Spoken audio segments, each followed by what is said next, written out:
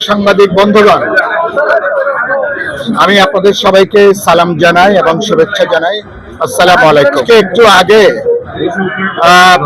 আমি বিপ্লবী workers party এবং গণতন্ত্র মঞ্চের মনোনীত প্রার্থী হিসাবে একই সাথে বাংলাদেশ জাতীয়তাবাদী দল বিএনপির সমর্থিত প্রার্থী হিসাবে এবং যুগপৎ ধারায় আমাদের যে রাজনৈতিক দলগুলো তাদের সমর্থিত প্রার্থী হিসেবে আজকে আমি ঢাকা 12 আসনে মনোনয়নপত্র জমা দিয়েছি এবং আমি নিজে 50 বছর ধরে ঢাকা 12তে আমার বসবাস, ঢাকা 12তে আমার বাসা, আমার পরিবার এখানে, আমি এখানকার ভোটার।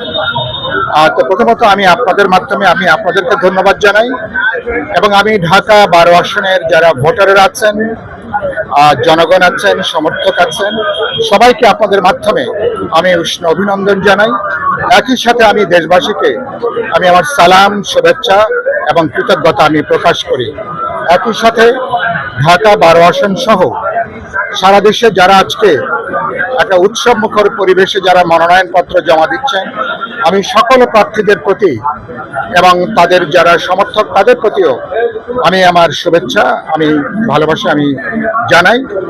12 ব্যাপারে আমি বললাম ভেতরকার পরিবেশ ভালো। আমি যেটা বলতে চাই, বাস্তবে 17 বছর ধরে আমরা এ ধরনের একটা নির্বাচনের পরিবেশনের জন্য আমরা অপেক্ষা করছি।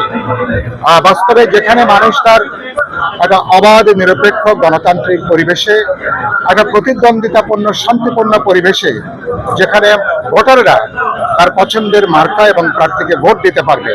আমি আশা করি নানা চ্যালেঞ্জ আছে, কিন্তু এখনো পর্যন্ত আমি মনে করি যে মানুষ সকল প্রতিকূলতা মোকাবেলা করে আগামী 12ই ফেব্রুয়ারি আমাদের ইতিহাসের একটা গুরুত্বপূর্ণ মাইল ফলক, কারণ একই দিনে গণভোট অনুষ্ঠিত হবে জুলাই সনদের পক্ষে। সুতরাং আমি মনে করি আজ আমরা সবকিছু অতিক্রম করে আগামী 12ই ফেব্রুয়ারি আমরা বাংলাদেশের গণতান্ত্রিক অভিযাত্রার জন্য আমরা একটা মাইল ফলক আমরা তৈরি করতে পারবো। আমি সবাইকে শুভেচ্ছা জানাই, কিন্তু পরিবেশের ব্যাপারে কিছু চ্যালেঞ্জ আছে। ওসমান হাদির মর্মান্তিক তার যে হত্যাকাণ্ডের পরে ভোটারদের মধ্যে, প্রার্থীদের মধ্যে, জনগণের মধ্যে এক ধরনের আতঙ্কের জায়গাটা আছে, কিন্তু সে আতঙ্কটা কিন্তু এখনো পুরোপুরি দূর হয়নি।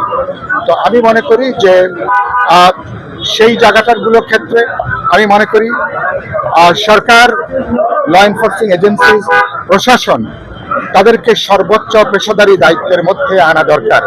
কারণ না হলে আমরা ইতিহাসের সেরা নির্বাচন করতে পারবো কিনা জানি না, কিন্তু এটা অবাধ, নিরপেক্ষ, বিশ্বাসযোগ্য নির্বাচনের জন্য যেখানে মানুষ ভয়ভীতি ছাড়া, কোনো চাপ হুমকি ছাড়া, কোনো প্রলোভন ছাড়া মানুষ তার ভোট অধিকার প্রয়োগ করতে পারবে এবং ভোট কেন্দ্রে যেতে পারবে, নিরাপদে মানুষ তার বাড়ি ফিরতে পারবে।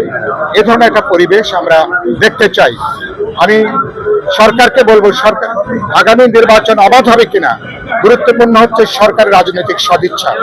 আমি বিশ্বাস রাখতে চাই সরকারের রাজনৈতিক সদিচ্ছা আছে। সরকারের যদি রাজনৈতিক সদিচ্ছা কাজ করে তাহলে সরকার, নির্বাচন কমিশন, রাজনৈতিক দল ভোটারদেরকে আস্থার মধ্যে নিয়ে আমি মনে করি নির্বাচনে একটা অবাধ গণতান্ত্রিক পরিবেশ তৈরি করা সম্ভব। রাজনৈতিক দলগুলোর প্রতি আমার আহ্বান হচ্ছে, নানা প্রশ্নে আমাদের মধ্যে বিতর্ক থাকবে, নানা প্রশ্নে মতপার্থক্য থাকবে, কিন্তু রাজনৈতিক মতপার্থক্য বিতর্ককে কোনোভাবেই সহিংস তৎপরতায় আমরা যেন পর্যবেসিত না করি। আমি অভ্যুত্থানের অংশীদারিত্ব যে রাজনৈতিক দলগুলো আছেন, আমি সবার সর্বোচ্চ দায়িত্বশীলতা আমি আশা করতে চাই। কারণ আগামী নির্বাচন কোনোভাবে যদি প্রশ্নবিদ্ধ হয়, কোনোভাবে নির্বাচন নিরপেক্ষতা যদি সমালোচনার সম্মুখীন হয়, নির্বাচনের মধ্য দিয়ে গঠিত পার্লামেন্ট প্রশ্নবিদ্ধ হবে, পরবর্তী সরকারও কিন্তু প্রশ্নবিদ্ধ হওয়ার ঝুঁকি থাকবে এবং যেটা কারো জন্য কল্যাণ বয়ে আনবে না। সেজন্য আমি সকল রাজনৈতিক দলকে আমি দায়িত্বশীল আচরণ করবার জন্যই আমি অনুরোধ করব। বড় চ্যালেঞ্জ আছে কালো টাকার এবং চ্যালেঞ্জ আছে। আমি মনে করি নির্বাচনের কালো টাকা, প্রশাসনিক ম্যানিপুলেশন এবং নানা ধরনের সন্ত্রাস, এটা এখনো পর্যন্ত তার কিছু ঝুঁকি আছে। আমি আশা করতে চাই নির্বাচন কমিশন, সরকার মিলে তারা কালো টাকা মাফিয়া সন্ত্রাসীদের বিরুদ্ধে এবং তারা একটা কার্যকর ব্যবস্থা গ্রহণ করবেন। আর প্রত্যেকটা নির্বাচনের আগে অবৈধ অস্ত্র উদ্ধার করা হয়। এবার অপারেশন ডেভিল হান্ট চলছে, কিন্তু এখনো পর্যন্ত আমি দেখছি যে দ্বিতীয় পর্যায়ের ডেভিল হান্টের তেমন কোনো সুফল এটা আমি এখনো পর্যন্ত দেখতে পাচ্ছি না। আমি আশা করব এ ব্যাপারে তারা উদ্যোগগুলো গ্রহণ করবেন এবং নির্বাচনটাকে সত্যি সত্যি একটা উৎসব মুখর পরিবেশ যাতে যেতে পারি, সবাই ব্যাপারে আমরা উদ্যোগ গ্রহণ করব। ধন্যবাদ। Thank you.